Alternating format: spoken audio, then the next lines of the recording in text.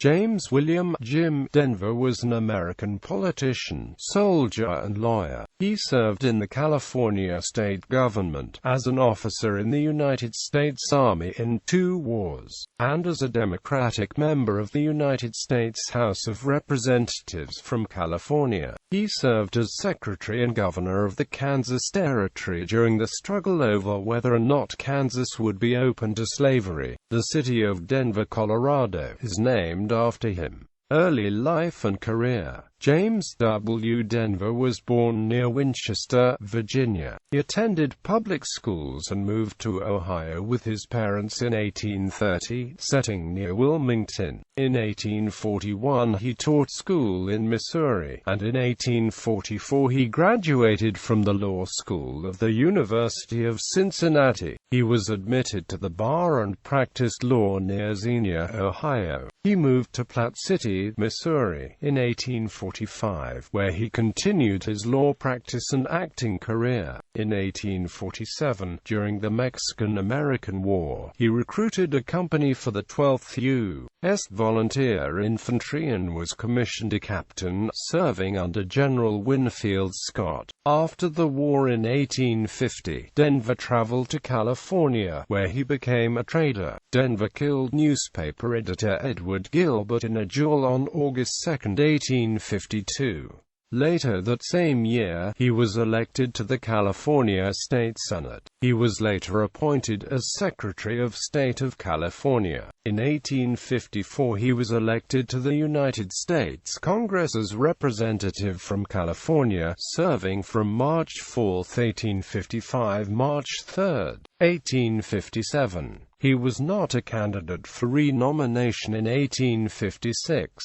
On April 17, 1857, President James Buchanan appointed him as Commissioner of Indian Affairs. On June 17, 1857, Denver was appointed by Buchanan as Secretary of the Kansas Territory. In December 1857 he was appointed as Territorial Governor. On the day that Denver assumed the territorial governorship, citizens in the territory voted on the Lecompton Constitution, which opened the territory to slavery. The vote offered a choice only between full slavery and limited slavery in the territory and was thus largely boycotted by free staters who were in favor of abolishing slavery. The pro-slavery constitution passed by an overwhelming margin. Later it was discovered that several thousand votes were cast fraudulently by border ruffians who had crossed into the territory from Missouri in order to cast pro-slavery ballots.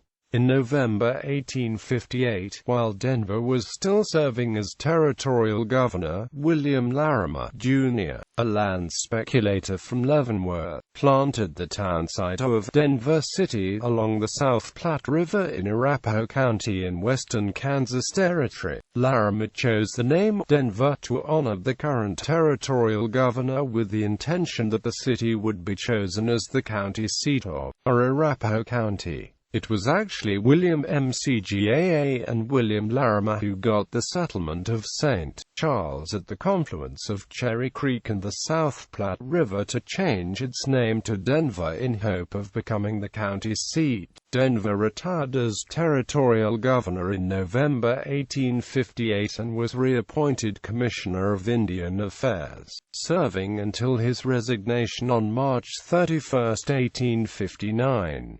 Civil War and late career. A few months after the start of the American Civil War in early 1861, President Abraham Lincoln commissioned Denver a brigadier general in the Volunteer Army on August 14. In November 1861, he was ordered to report to Fort Scott in Kansas. In December, he assumed command of all federal troops in Kansas. During March and April 1862, he commanded the District of Kansas until he was transferred to the District of West Tennessee. On the 16th of May 1862, Denver assumed command of the 3rd Brigade, 5th Division under March Gen. William T. Sherman in the midst of the Siege of Corinth. The very next day Denver's brigade participated in the fight for Russell's house. Though his brigade suffered no casualties in this engagement, it was nonetheless one of the two brigades leading the attack. On May 27, General Sherman again selected Denver's brigade to be one of the leading units in an attack against the Double Log House. Denver and Morgan L. Smith's brigades successfully stormed the log cabin turned block house. During this engagement, Major General Ulysses S. Grant was present on the battlefield and indicated his approval of the handsome manner in which the troops behaved. After the fall of Corinth, Denver continued in command of his brigade, serving on garrison duty in Mississippi. During the early stages of the Vicksburg campaign, Denver was in command of the 1st Division, 16th Corps until his resignation from the Union Army on March 5, 1863.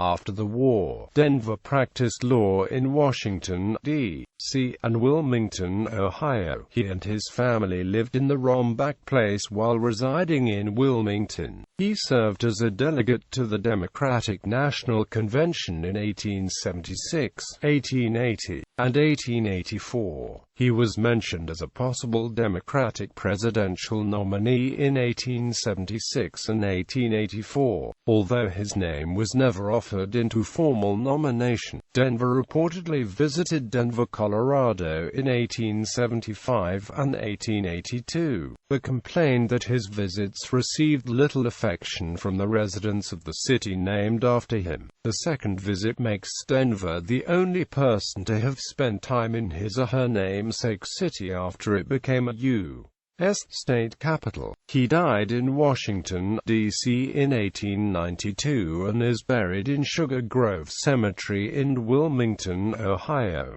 His son, Matthew R. Denver, was a U.S. congressman from Ohio from 1907 to 1913. His great-great-grandson was actor Bob Denver of the TV show Gilligan's Island.